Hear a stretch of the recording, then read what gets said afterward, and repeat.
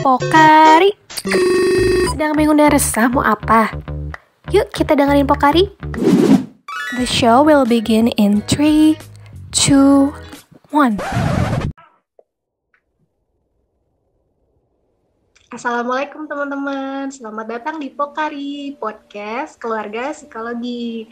Nah, di episode kali ini, Medkominfo bakalan kolaborasi nih bareng sama Departemen Kerohanian yang diwakilkan oleh Syifa. Halo Syifa.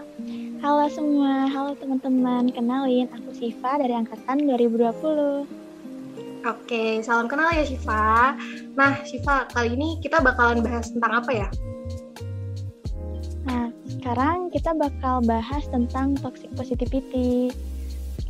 Iya, betul banget ya. Jadi teman-teman semua mungkin udah sering banget sih ya dengar istilah mengenai toxic positivity ini gitu. Karena emang istilah ini tuh lagi happening banget sih. Iya teh, aku udah sering banget dengar istilah itu. Gimana kalau sekarang kita bahas toxic positivity-nya bareng sama alumni psikologi Unisba yang keren, biar ilmu kita makin nambah. Bener banget, boleh banget. Siapa tuh kira-kira narasumber kita hari ini? Narasumber kita hari ini namanya Teh Adeliani Biagi, SPSI. Halo Teh Adel. Halo Teh. Oke, halo. Halo Syifa dan Hasna ya. Salam kenal. Sebelumnya senang banget bisa ngobrol-ngobrol siang-siang ini gitu ya. Walaupun memang kayak kelihatan agak mendung ya kalau bisa di Bandung, tapi tidak menyurutkan semangat teman-teman untuk pastinya ngobrol-ngobrol gini kan sebenarnya butuh energi gitu ya, apalagi ngobrol toxic positivity kayak rasanya berat banget gitu. Jadi let's enjoy. Bismillah, semoga nanti aku bisa menyampaikan apa yang sesuai dengan yang teman-teman pengen tahu gitu ya. Gitu. Oke, salam kenal ya Teh Adel. Senang banget nih sebenarnya bisa dapat kesempatan buat kolaborasi bareng alumni Fakultas Psikologi Unisba yang membanggakan ini ya Teh. Amin. Teh Adel, sesuai dengan tema kita hari ini atau toxic positivity ya Teh. Sebelumnya aku pengen nanya nih, kalau menurut Teh Adel sendiri toxic positivity itu apa sih Teh? Oke, jadi kalau misalnya ngobrolin ke tema gitu ya, ngobrol toxic positivity. Sebenarnya kalau dari judul gitu ya, kita udah dihadapkan gitu dengan sebuah narasi. Maksudnya narasi di sini adalah yang paling di-highlight itu kan justru si toksiknya ini gitu ya. Nah, yang pastinya kita tahu gitu bahwa sebetulnya kan tidak, selain toxic positivity, mungkin yang sekarang anak-anak psikologi sering dengar tuh kayak ada toxic people, kemudian toxic parent, terus juga ada toxic environment mungkin ya gitu, kayak misalnya lingkungan yang toxic dan lain-lain gitu. Itu tuh akhirnya menjadi sebuah label baru gitu, label baru yang pada akhirnya sebetulnya kalau secara misalnya ya waktu itu ada salah satu psikolog yang bilang bahwa Kang Zen Permana namanya, beliau bilang sebenarnya kalau misalnya toxic positivity dan toxic yang lainnya sebetulnya tidak ada istilah secara saintifik gitu, dalam arti kayak secara definitif di dalam DSM mungkin teman-teman psikologi tahu itu tuh nggak ada secara langsung gitu, tapi hanya itu tuh kayak buatan sebuah lingkungan yang akhirnya dipersepsikan menjadi sebuah mungkin bisa jadi gangguan gitu ya, atau mungkin kalau misalnya ada yang bilang toxic parents gitu ya, mungkin bisa jadi bukan toxic parent tapi jenisnya tuh abusive parent gitu, atau misalnya hal-hal yang lainnya gitu yang menunjukkan sebenarnya arahnya konotasinya negatif lah ya intinya. Nah, tapi gitu ya hari ini kita ngomongin sebenarnya sesuatu yang kayaknya tuh positif tapi kok toxic gitu. Rasanya tuh kayak bertolak belakang. Nah, maka dari itu sebenarnya aku pengen ngejelasin dulu sebenarnya kayak gimana sih persepsi orang-orang atau dari artikel-artikel yang aku sadur gitu ya mengenai si toxic positivity ini gitu. Nah, jadi mungkin Hasna sama Syifa tuh udah juga sebelumnya ya, sebelum ada di hari ini tuh baca-baca juga kan gitu. Jadi simply sebenarnya ini tuh diawali dengan kayak sometimes ketika kalian tuh merasa nggak nyaman sama perasaan kalian gitu ya, terus kalian tuh nyoba curhat gitu ke orang lain gitu kan. Nah, tapi ternyata respon yang muncul dari teman kalian ini tuh cuman kayak sabar ya gitu, atau it's okay gitu. terus juga stay positif ya gitu. Pokoknya hal-hal yang sebetulnya seperti men-shortcut perasaan kalian. Padahal sebetulnya jadi akhirnya kayak seakan gitu ya, berpikiran positif, sabar tuh nggak boleh. Tapi itu sebenarnya di mana sih yang salah gitu ya? Di mana yang salah? Kenapa sampai gitu ya hal-hal positif seperti itu, hal-hal yang baik seperti itu tuh dibilang toksik gitu. Nah, kalau itu kan dari persepsi ketika kita cerita ke orang gitu ya.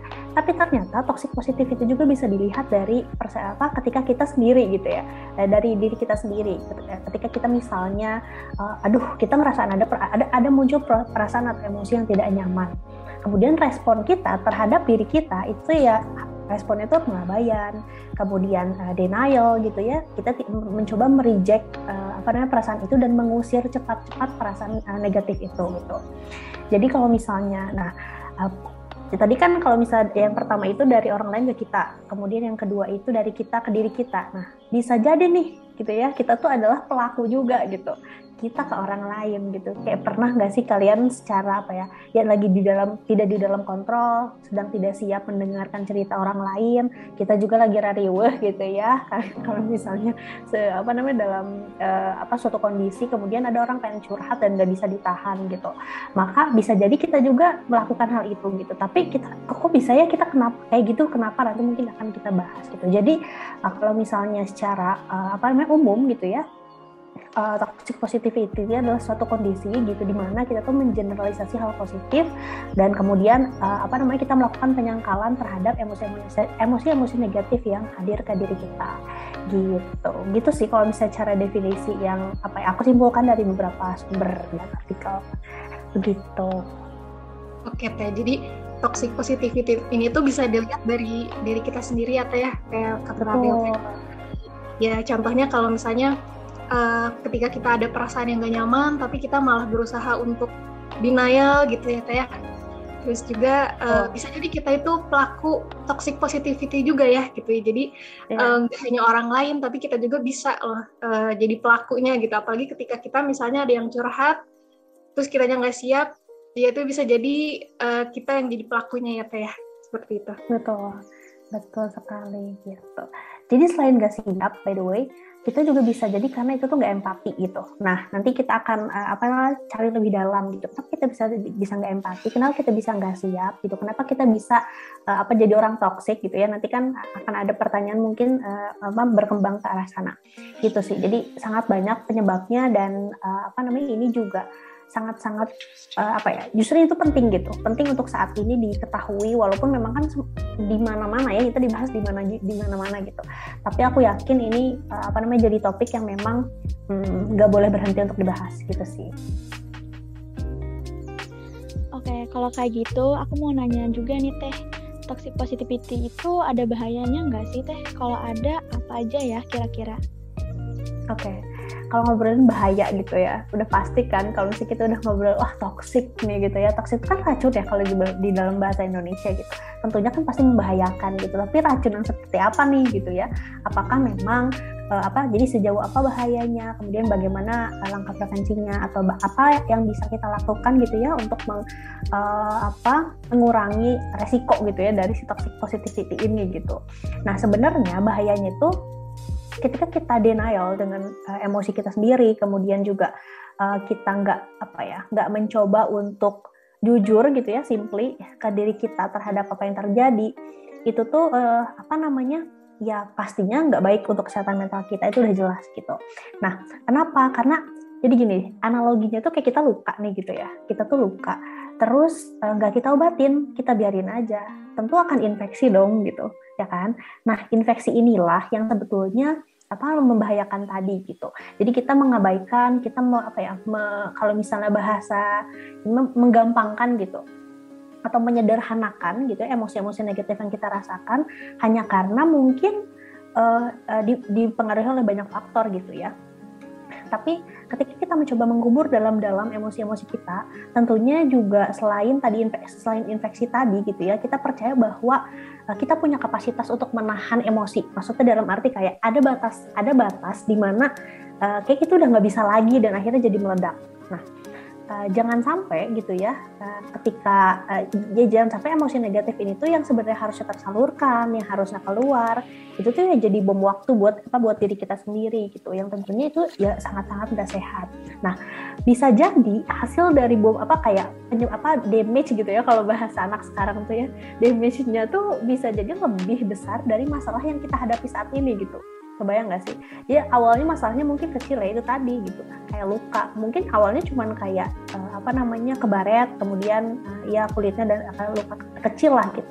Tapi akhirnya jadi infeksi, kemudian jadi akhirnya tetanus misalnya dan lain-lain. Itu sama berkaitan dengan hati kita gitu, dengan ketika kita berhadapan dengan emosi negatif.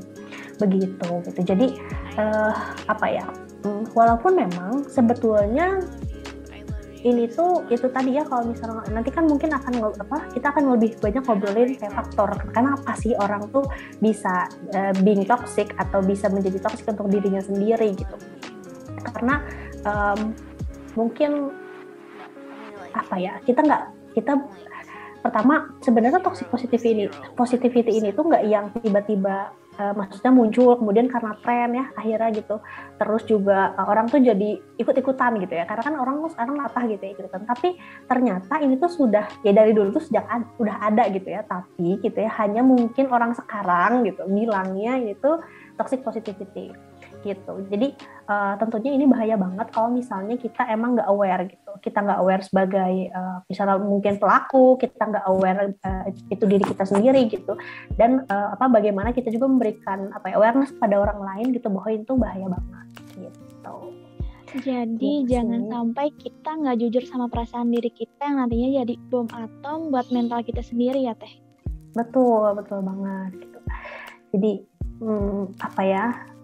ya jadi akhirnya sebenarnya sulit ya, jujur ya, nggak mudah untuk jujur sama diri sendiri. Kita juga kan anak psikologi, tentunya kita tuh sebetulnya punya kecenderungan gitu ya, aku nggak tahu sih, aku pernah dengar dari dosen bahwa anak psikologi itu punya kecenderungan neurotis gitu, atau kecenderungan neurotik gitu. Karena kita saking empatinya, kita punya kapasitas empati yang lebih gitu ya, akhirnya kita jadi mudah. Ini sebenarnya nggak hanya untuk anak psikologi sih gitu ya, tapi orang-orang yang memiliki kapasitas empati lebih, atau orang-orang yang memiliki kecenderungan neurotik tadi, maka akan irritable ya, kalau bahasanya psikologi itu jadi kayak mudah terluka gitu ya, atau jadi mudah tersinggung dan lain-lain gitu. Jadi kita juga harus lebih aware gitu terhadap ini gitu, ketika kita tahu bahwa ini tentu nggak baik buat diri kita sendiri dan juga nggak baik untuk orang lain gitu. Oke Teh. Terus tadi Teteh sempat kan menyinggung mengenai faktor-faktor apa saja sih gitu yang menjadi penyebab dari toxic positivity gitu ya Teh. Nah, kira-kira ada faktor lain nggak sih Teh sebenarnya yang utama mungkin, atau faktor terbesar yang menyebabkan adanya toxic positivity itu?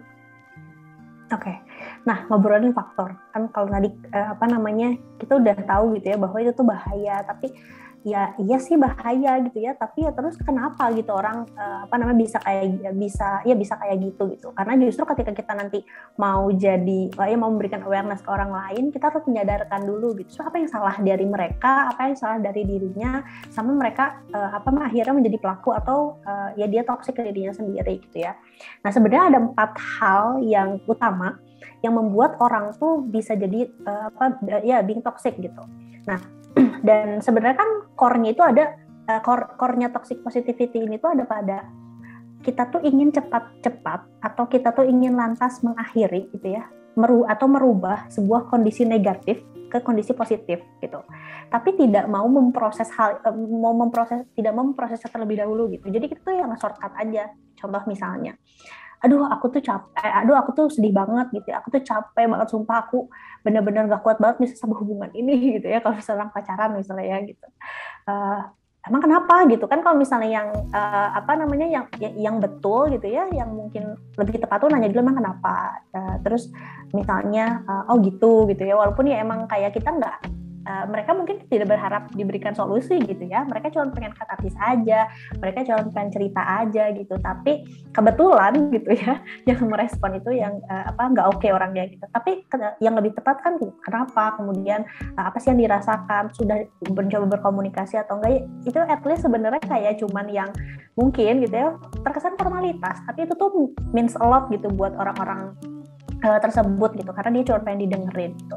Nah, tapi kan kebanyakan ya aku coba banget, ya udahlah sabar aja nih, aku mah malah curhat balik gitu ya.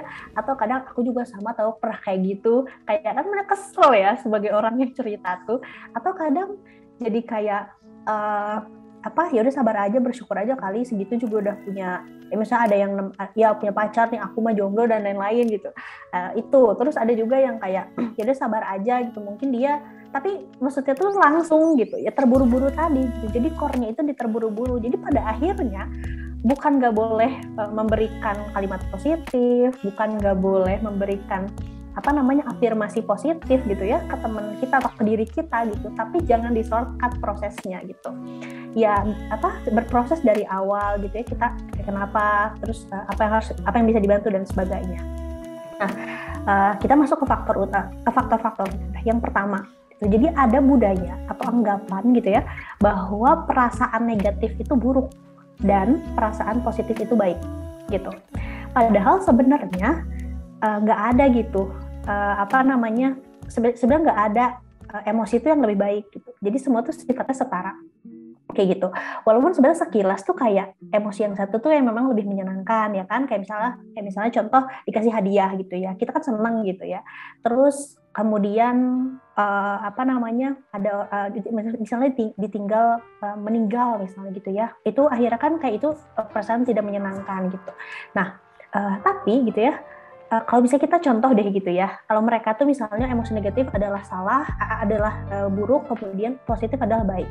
Contoh gini, jadi ada orang gitu ya yang dapat undian dari kayak SMS gitu, itu seneng kan, itu perasaan seneng ya, terus dia lantas percaya gitu, akhirnya dia transfer uang dan lain-lain. Kebayang nggak? Itu ternyata dia ditipu. Nah, itu tuh kan awalnya tuh gara-gara perasaan positif ya, gara-gara seneng, tapi resultnya ternyata negatif dong gitu ya. Karena apa? Karena dia tidak memproses hal itu gitu, ya kan? Karena dia tidak memproses si perasaan senang itu, sama dengan ketika kita tidak memproses emosi negatif kita. Contoh misalnya, kita mau nyebrang, terus harusnya kan umumnya orang mau nyebrang tuh ada rasa takut, ya kan? Ada rasa takut untuk karena kan takut ketabrak dan lain-lain. Terus dia tuh kayak mengabaikan rasa takut itu, yang jalan aja. Kira-kira apa yang terjadi? Ketabrak kan? Nah, itu tuh kan. Nah, dalam itu tuh salah satu contoh gitu gimana simply kita yang mengabaikan perasaan-perasaan emosi negatif. Jadi kayak nggak selamanya emosi negatif itu berpengaruh buruk, dan nggak selamanya emosi positif itu berpengaruh baik. Jadi mereka itu setara, baik peran dan fungsinya juga setara gitu. Nah, jadi sayangnya gitu ya, label emosi negatif dan positif ini tuh dianggap seakan-akan menggambarkan kualitasnya gitu, bukan tentang si emosinya. Kemudian misalnya ketika kita emosinya datang, kemudian kita tuh harus apa gitu ya, kan itu yang penting gitu. Tapi ini mah itu tadi, kita fokus pada labelnya, jadi kayak nggak boleh gitu ngerasain emosi negatif gitu rasanya. Padahal sebenarnya mereka itu punya peran yang sama, dalam arti sama-sama memberikan pelajaran gitu ya, sama-sama mungkin bisa membantu kita untuk melihat keadaan yang sedang terjadi dan lain-lain kayak gitu. Itu yang pertama. Nah, yang kedua, ini yang justru kayak hal preventif, dan mungkin hari ini orang-orang udah mulai aware ya, baik contohnya ibu-ibu muda gitu ya. Jadi sejak kecil gitu ya, kita tuh nggak terbiasa mengenal emosi. Sekarang coba aku mau nanya nih sama Siva gitu ya, sama Hasna. Dulu kalau kita jatuh, kira-kira sih apa yang ibu kita atau yang mama kita lakukan? Coba. Kuat, apa yang jangan dilakukan? nangis gitu. Oke, terus apa lagi? Ya, sama sih teh kayak gitu. Kuat ya, jangan nangis. Aku didiemin teh, kalau aku diomongin kayak, Mike kenapa gitu, malah nangis aku. Oke. Jadi dalam arti berarti kan itu tuh suatu cara yang dilakukan oleh orang tua kita sebenarnya ingin apa ya, kalau bahasa Sundanya mah itu ngelalenyahan caranya biar nggak biar nggak sedih lagi dan lain-lain. Padahal sebenarnya itu adalah upaya shortcut mereka untuk ya udah jangan nangis gitu, biar cepet aja, biar nggak ribet aja gitu. Nah, ada juga yang unik. Dulu tuh kalau misalnya aku jatuh, misalnya jatuh nih gitu ya, terus yang dipukul tuh kursinya gitu. Pernah nggak ada yang kayak gitu? Atau yang dipukul tuh malah lantainya gitu. Jadi kayak seakan sebentar gitu. Kok rasanya kita tuh disuruh buru-buru gitu ya untuk menghilangkan emosi negatif kita yang mamah tahu nggak sih, aku tuh jatuh gitu, dia tuh sakit gitu. Nah, nggak ada tuh keluar gitu ya dari orang tua. Sebenarnya bukan nyalahin mama bapak kita ya gitu, tapi itu yang terjadi gitu kayak bukannya ditanya kenapa kok sakit, apa yang sakit gitu ya, kalau misalnya memang oke sakit, kita lihat gitu ya apakah itu membahayakan atau enggak, atau sakitnya sejauh mana gitu. Kemudian juga setelah itu kalau misalnya sakit, kalau misalnya udah mereda, kemudian ditanya apa yang terjadi tadi gitu ya, kenapa gitu bisa jatuh. Itu kan sebenarnya lebih kayak oke, anak diajak untuk memproses emosinya, anak diajak untuk melihat sebab akibat dari apa yang dia lakukan. Akhirnya ketika dewasa, ketika dia merasakan hal negatif, dia bisa memproses itu gitu, karena dia kenal dengan emosinya. Oh, aku tadi sakit, oh aku tadi jatuh, penyebabnya ini, maka aku tidak boleh seperti ini agar aku tidak jatuh lagi. Itu kan sebenarnya penyelesaian masalah yang mungkin gitu ya, orang-orang besar sekarang datang ke psikolog itu tuh cuma butuh pola itu doang gitu, cuma butuh paham pola itu doang kan gitu ya, untuk menyelesaikan masalahnya. Walaupun pasti masalah kan semua berat ya gitu, nggak ada yang mudah, tapi ketika misalnya pola itu sudah tertanam di dalam kepala kita sejak kecil gitu, maka kita punya tabungan gitu, atau punya pada saat dewasa nanti, ketika kita menghadapi masalah dengan emosi yang sama, maka kita tahu cara menyelesaikannya kayak gimana, kayak gitu. Jadi ketika punya adik atau punya ponakan atau nanti mungkin punya anak gitu ya, kita tuh harus terbiasa untuk mengenalkan emosi pada mereka dan biarkan mereka untuk memproses emosinya gitu. Jadi kita enggak yang alih-alih ingin cepat-cepat mengakhiri gitu ya emosi negatif tersebut dan menyingkirkan emosi negatif tersebut, tapi biarin dia ngerasain itu gitu. Karena ya biar nanti dia cakap secara emosi ketika dewasa menghadapi masalah yang lebih besar gitu. Itu kan jatuh sama rebutan mainan aja misalnya, itu kan hal kecil kan, yang mungkin nanti mah gitu ya pas gede masalahnya bisa lebih besar gitu. Tapi kalau misalnya tidak dilatih untuk berhadapan dengan konflik, berhadapan dengan emosi negatif, maka akan sulit gitu. Jadi itu yang menyebabkan orang-orang sekarang juga being toksik ke dirinya dan mungkin jadi pelaku toksik untuk orang lain gitu. Itu yang kedua ya kan. Nah, kemudian yang ketiga, yang ketiga, jadi orang itu tadi aku nyinggung kan ya ke Siva gitu, bahwa kalau misalnya kita nggak siap gitu ya, jadi kan kita tuh orangnya empat nih. Ketika kita misalnya gini, ada orang cerita, kemudian contoh misalnya psikolog ya, misalnya kita berdoalah kita insya Allah semua jadi psikolog. Misalnya seorang psikolog, kebayang ya gitu ya, tiap hari orang teh curhat datang gitu ya, sehari misalnya 2 klien teh. Kira-kira mereka yang cerita itu tuh cerita yang senang atau yang nggak senang? Yang nggak senang. Yang nggak senang kan? Pasti yang kebanyakan yang nggak senang, nggak yang teh tahu nggak? Aku seneng banget loh. Jarang ya orang yang datang psikolog kayak gitu. Kalau yang kayak gitu mah yang datang kan kadang ke temen gitu ya, atau jarang gitu. Nah, sebagai psikolog gitu, kita dituntut untuk berhadapan dengan itu setiap hari, literally setiap hari. Nah, ditambah tadi aku bilang bahwa anak-anak psikologi itu punya empat yang tinggi gitu ya. Ketika empatnya tinggi, jadi kan sebenarnya kita tuh punya kapasitas, setiap orang itu diberikan Allah gitu ya, punya kapasitas untuk empati. Walaupun kita tuh nggak born with it gitu, kita nggak yang lahir dengan empati sekian gitu ya, ketika lahir jadi kayak anak orang ini mah udah dari lahir emang 90% bawaannya empatinya enggak gitu. Tapi empati itu bisa dilatih. Karena ada di otak kita tuh ada bagian otak namanya mirror neuron, di mana kita tuh itu tadi bisa memahami perasaan orang lain, bisa menjadi empati. Maka kapasitas empati itu tentu kita miliki gitu ya. Nah, ketika orang cerita terus dia kan pasti sedih gitu ya, dia suffer kan, dia pasti kayak menceritakan penderitaan gitu ya, kebanyakan gitu. Nah, karena kita empati akhirnya jadi kayak transfer dong ke kita si energi itu gitu ya, si penderitaan itu, maka kita akhirnya ngerasain. Nah, ketika kita nggak siap gitu, ketika kita nggak bisa meregulasi emosi kita, maka suffering itu tuh seperti ke transfer dan akhirnya jadi kita ngerasa nggak nyaman, ya kan? Nah, perasaan tidak nyaman itulah gitu ya, ketika kita nggak bisa meregulasinya, maka itu tuh kita tuh bisa mengeluarkan respon respon shortcut yang jadi dalam arti kita juga jadi ingin mengakhiri penderitaan yang kita rasakan gitu dari cerita dia. Simpelnya gini, kita bilang sama dia ya udah bersyukur aja gitu akhirnya gitu ya. Jadi ada orang yang ketika orang itu nggak siap gitu dengan menerima atau nggak siap nggak siap transfer energi negatifnya, maka dia akan cepat-cepat mengakhiri gitu dengan ya udah kalau bersyukur aja. Sebenarnya itu tuh bukan nyuruh dia betul-betul bersyukur gitu, tapi ingin cepat-cepat mengakhiri karena dia juga nggak kuat gitu, karena dia merasa itu tuh perasaannya nggak nyaman gitu, karena itu tadi kita nggak bisa meregulasi bahwa ya dia lagi cerita nih gitu ya, dia lagi cerita hal-hal terkait dengan penderitaan gitu, kondisinya kita juga lagi nggak oke gitu.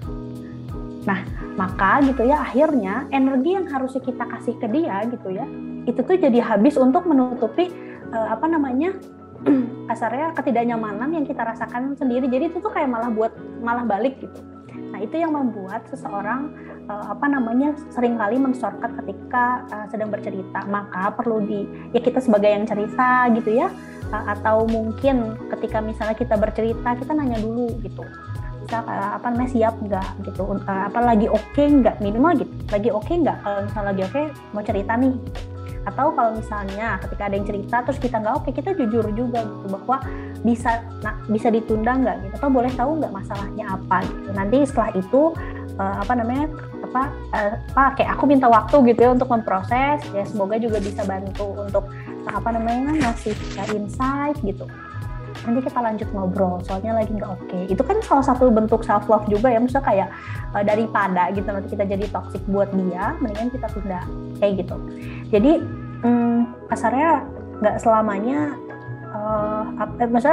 mungkin kita paham bahwa orang butuh dimengerti gitu, tapi diri kita juga tetap gitu butuh dimengerti gitu. Itu yang ketiga. Kemudian yang terakhir, kita tuh sering kali ya sebagai manusia gitu ya, tentunya kita kan salah satu cirinya itu kan menghindari rasa sakit gitu ya. Nah, selain kita ingin menghindari rasa sakit, kita juga ingin cepat-cepat mengakhiri itu. Kayak misalnya kalau tadi kan kita ingin buru-buru orang tuh nggak cerita gitu ya, sama udah deh gitu kan, aduh ini nggak nyaman nih di guenya juga gitu ya, kayak karena lagi carousel gitu, karena kan mendengarkan itu kan butuh energi kan gitu, mendengarkan tuh butuh butuh kesiapan gitu, karena beda mendengar dengan mendengarkan kan. Kalau mendengar doang mah ya sok lah ngomong terserah mau gimana juga nggak usah kita pahami gitu ya. Tapi kalau mendengarkan kan kita tuh kalau udah dapat mata kuliah konseling kan pasti kayak harus ngeparaphrase, kemudian juga harus ngambil inti dari obrolan gitu ya. Seperti misalnya Hasan dan Syifa sedang mendengarkan aku di akhir aku berbicara, pasti kan akan menyimpulkan ini apa nih gitu. Nah, itu kan sulitnya mendengarkan gitu. Maka dari itu karena kita ya itu tadi waktu kecil terbiasa untuk men-shortcut atau mengakhiri perasaan negatif, kemudian juga kita tidak siap, dan ketika lagi nggak siap nggak jujur gitu ya ke orang-orang yang cerita sama kita gitu, maka sebenarnya ya akhirnya jadi si perilaku toksik ini tuh bisa jadi muncul kayak gitu. Jadi kayak ya banyak sebenarnya penyebab-penyebab yang akhirnya ketika disimpulkan ya ini toxic positivity ini tuh bukan berarti positifnya nggak boleh gitu, tapi kadang-kadang kita terburu-buru untuk apa? Untuk mengakhiri emosi negatif yang dirasakan. Begitu. Itu sih kalau misalnya penyebab-penyebab utamanya gitu ya. Gitu.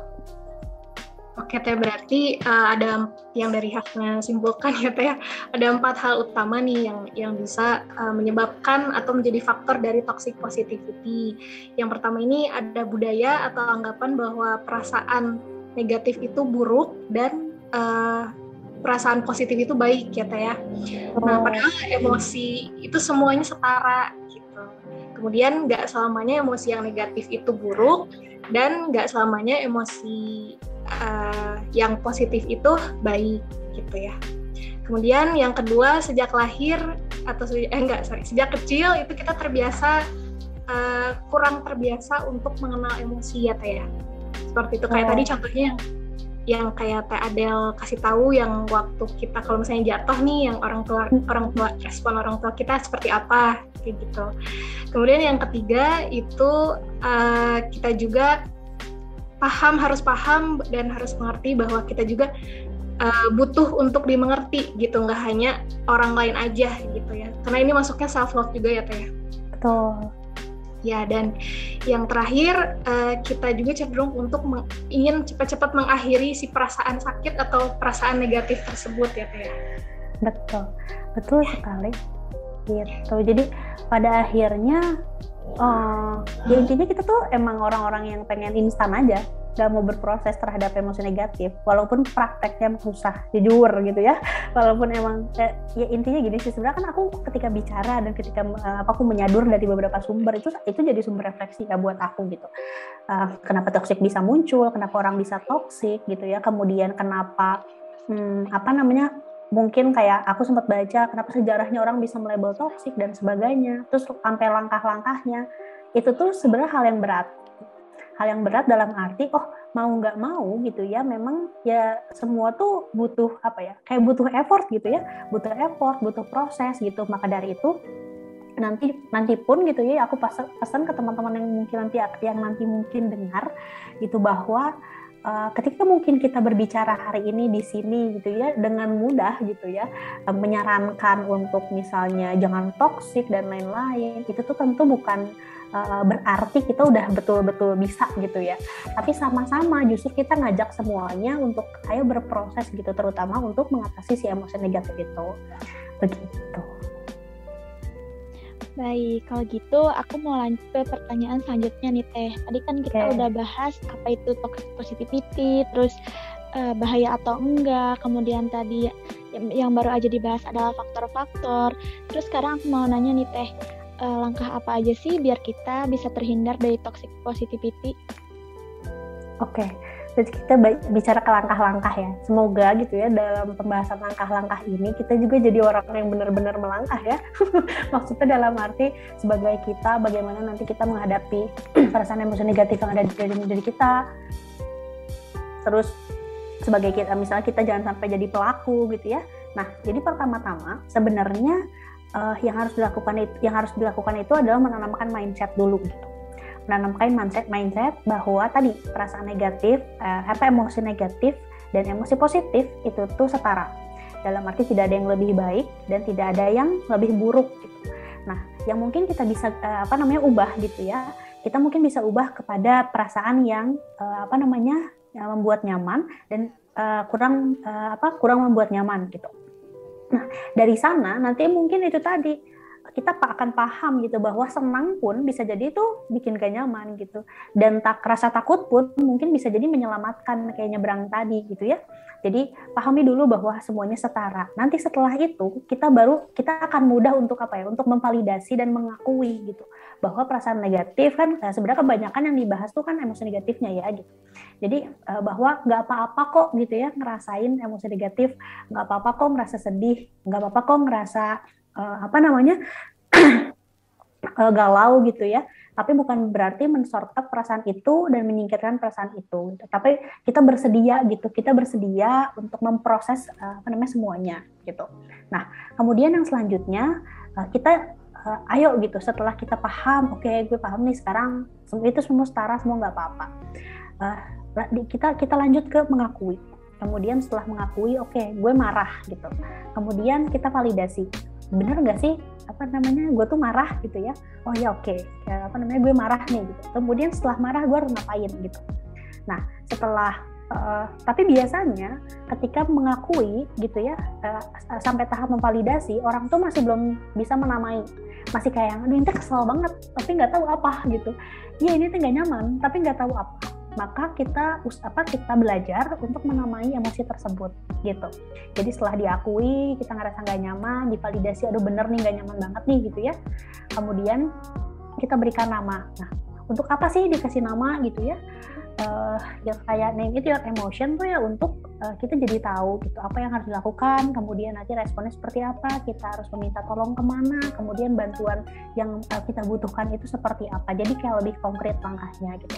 Nah, intinya ketika kita sudah melakukan hal itu, kita jadi tahu juga kan nanti bantuan apa yang kita butuhin untuk menjaga ini kesehatan mental kita gitu kan ke depan. Jadi emosi negatif itu bukan nggak ada, tapi bisa teratasi dengan baik kayak gitu. Kemudian gitu ya, at least kalau misalnya kita jadi pendengar nih gitu ya minimal nggak usah deh mikir jauh untuk nyari solusi gitu. Biasanya kan kadang ada orang tuh malas ngedengerin tuh karena ketakutan atau merasa bertanggung jawab atas emosi orang lain gitu, ya kan? Padahal kan nggak perlu gitu. Mungkin gitu ya orang itu ya cuma pengen didengerin. Pun bahkan ketika kita ingin memberikan sebuah solusi, mungkin jatuhnya nggak solusi gitu, tapi insight aja. Karena kita kan nggak boleh juga untuk jadi kita mungkin nggak punya kewenangan yang banyak untuk mendirect seseorang kayak untuk menyelesaikan masalahnya dengan cara kita. Mungkin kayak gitu. Justru kita ngajak dia gimana nih gitu ya caranya mereka menemukan masalahnya gitu untuk another level ya, misalnya konselor gitu. Karena kan psikolog itu nggak ada loh yang ngasih solusi. Kebayang atau ya kalau misalnya psikolog ngasih solusi mah gitu. Maksudnya sepintar-pintarnya gitu ya, atau misalnya sehebat-hebatnya gitu, tentu cara dinamika, kemudian kompleks lah gitu kalau ngobrolin tentang cara menyelesaikan masalah gitu. Tapi kita mendirect seseorang untuk menemukan masalahnya dengan caranya sendiri kayak gitu. Nah, jadi udah dengerin aja karena orang cuma pengen denger, kemudian orang cuma pengen katarsis aja dan katakan atau ya respon dia dengan kalimat-kalimat yang menenangkan itu tadi bukan men-shortcut gitu, tapi oke, misalnya ya nggak apa-apa kok gitu ya ngerasain sedih gitu, diproses sedihnya gitu. Kalau misalnya boleh tahu atau misalnya boleh kalau misalnya kamu mau aku siap dengerin gitu. Nah itu kan akan lebih kayak oke, ada yang mau dengerin nih gitu ya. Jadi enak, orang tuh akan cerita gitu ya. Dan nggak akan tuh ada ngerasa ditoksikin gitu. Karena dia ngerasa orang yang mau dengerin itu benar-benar hadir buat dia gitu. Dan itu sangat cukup gitu untuk orang-orang yang sedang ada dalam kondisi masalah. Atau kita bayangin deh gitu, ketika kita datang ke orang lain gitu untuk cerita gitu ya. Ya perlakukan orang lain seperti kita ingin diperlakukan. Kan intinya kayak gitu ya sebenarnya simpelnya gitu. Nah, jadi jangan pernah merasa bertanggung jawab atas emosi orang lain gitu, tapi ajak dia untuk sama-sama gitu memproses emosinya gitu. Nah, terus naik pagi gitu ya. Biasanya ketika kita merasakan perasaan negatif, maka kadang berkembang jadi pikiran-pikiran negatif gitu ya. Berkembang jadi pikiran-pikiran negatif. Nah, biasanya maka kemunculan emosi negatif tadi biasanya bersamaan dengan pikiran-pikiran negatif. Nah, yang parah adalah ketika sudah masuk ke muncul gitu ya si pikiran negatif ini, maka orang itu akan cenderung misalnya lebih sulit untuk mengontrolnya gitu, karena udah jadi belief kadang gitu. Karena kan kalau udah jadi pikiran tuh udah kayak dipercaya, udah tertanam gitu ya. Bisa dia marah gitu ya, adalah emang gue nggak becus misalnya jadi ibu, bisa contoh gitu ya.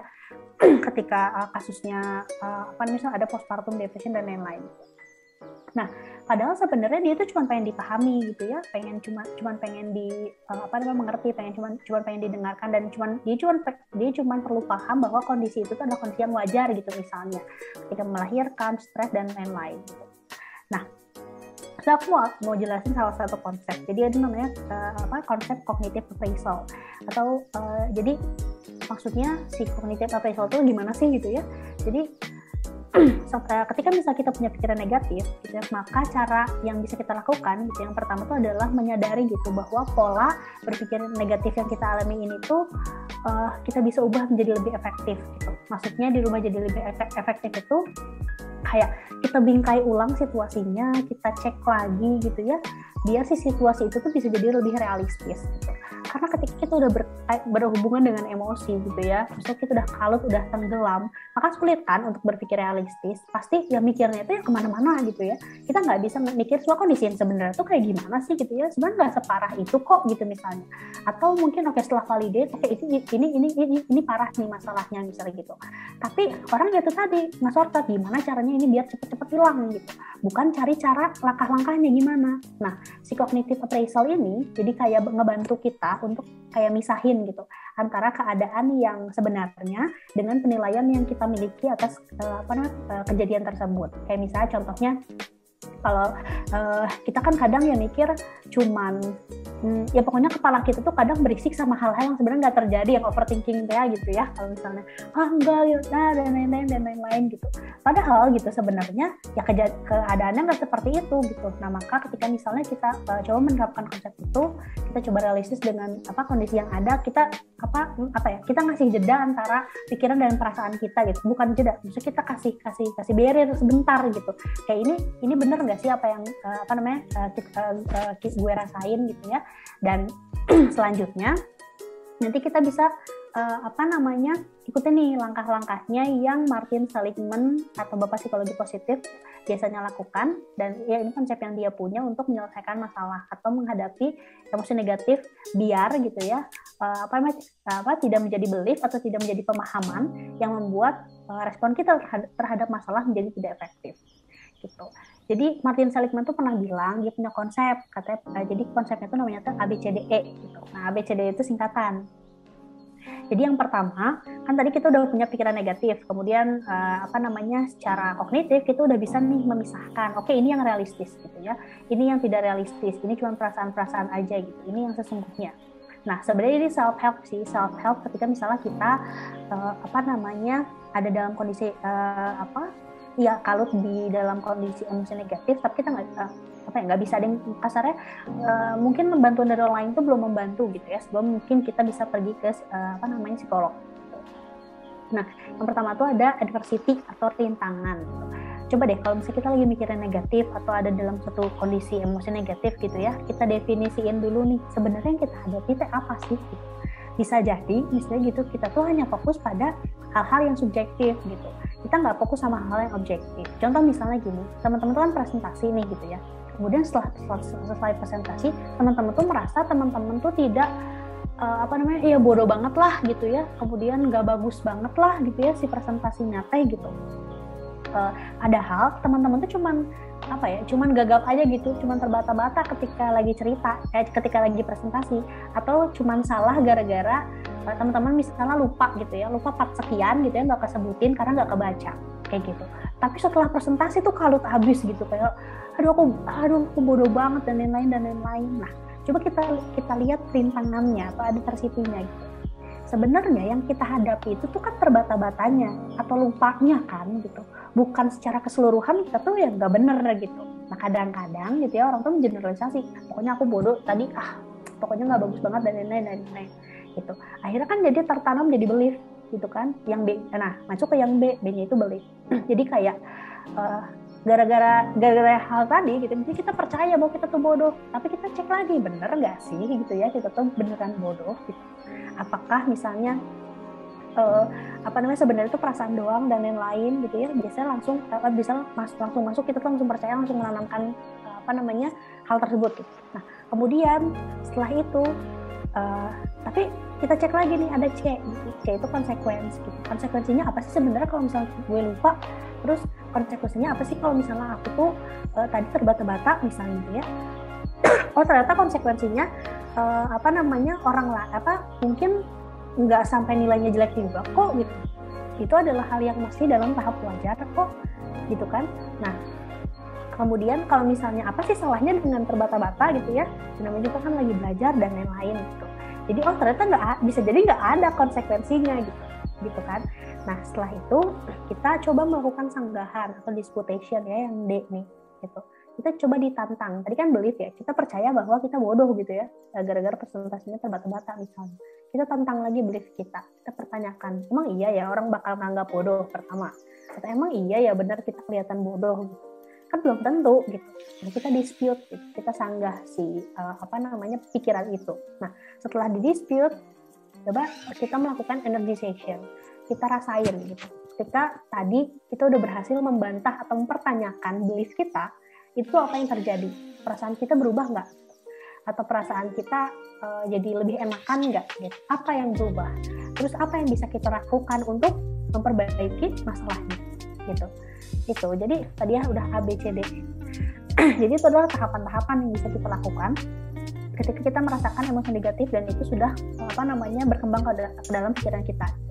Kayak gitu. Jadi intinya ketika kita lagi merasakan hal seperti itu, jangan hanya menanamkan belief aja gitu, jangan selesai di belief gitu, tapi harus dipertanyakan belief tersebut. Pikiran-pikiran tersebut perlu dipertanyakan. Kemudian emosi negatifnya juga perlu dipertanyakan, kayak benar nggak sih gue marah gitu ya? Bisa jadi memang itu tuh nggak marah tapi kesel, itu tuh kan beda ya gitu.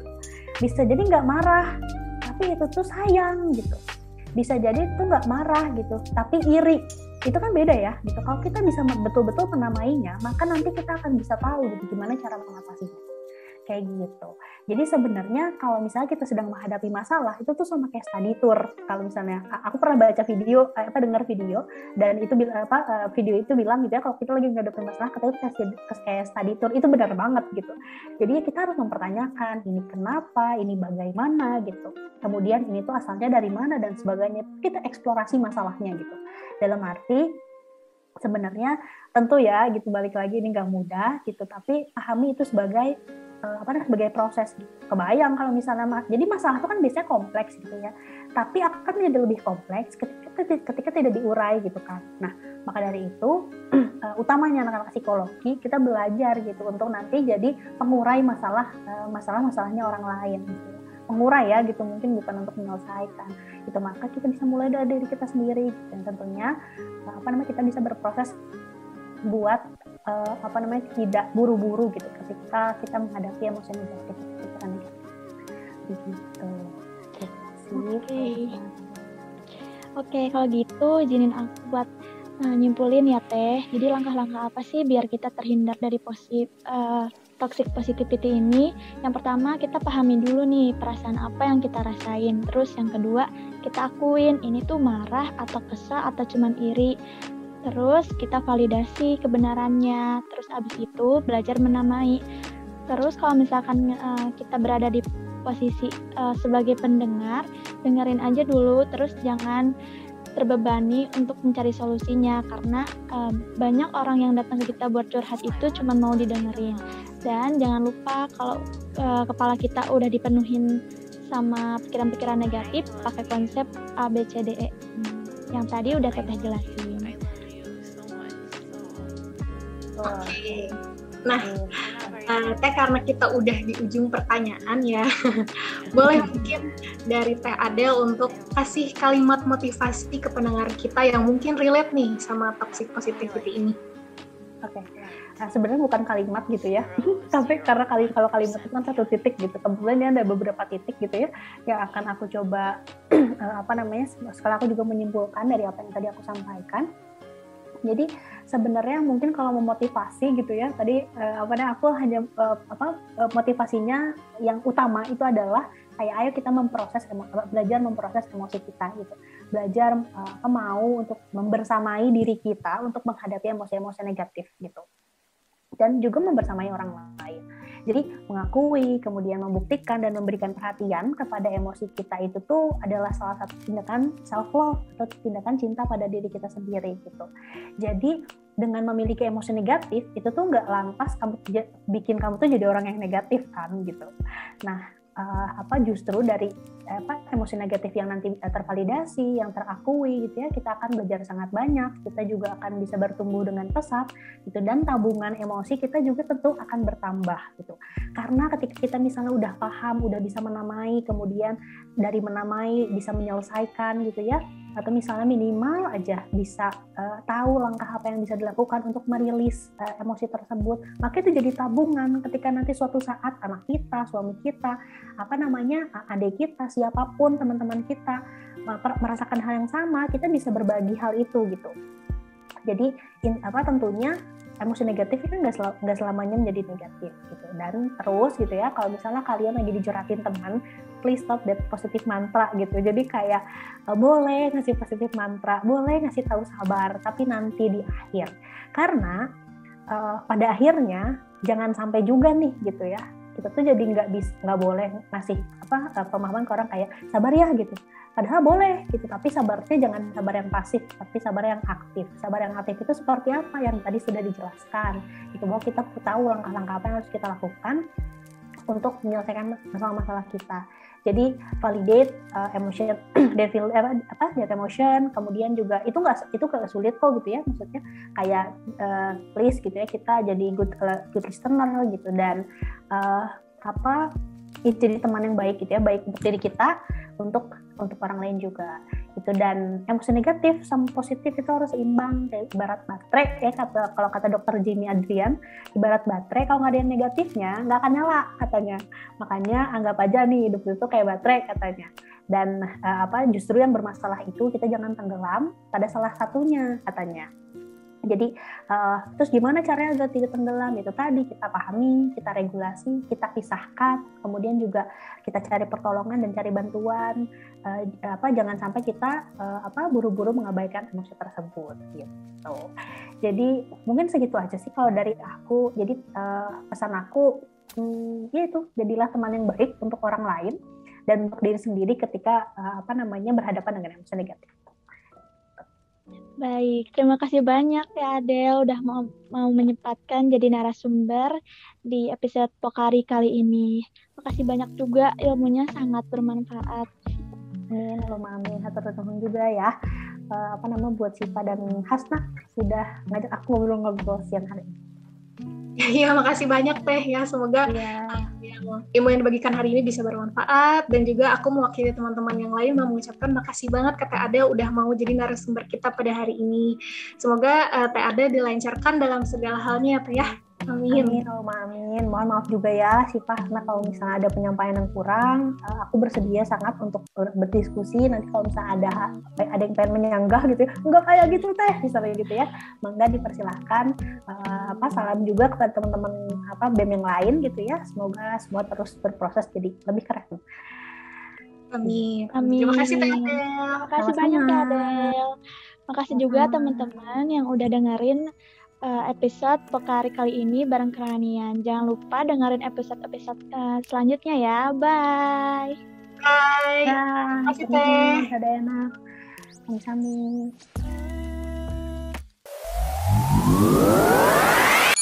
Terima kasih kepada teman-teman yang udah nyempetin waktunya untuk ngedengerin podcast Psikologi Unisba ini.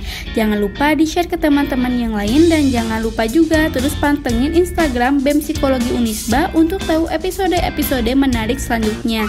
See you soon!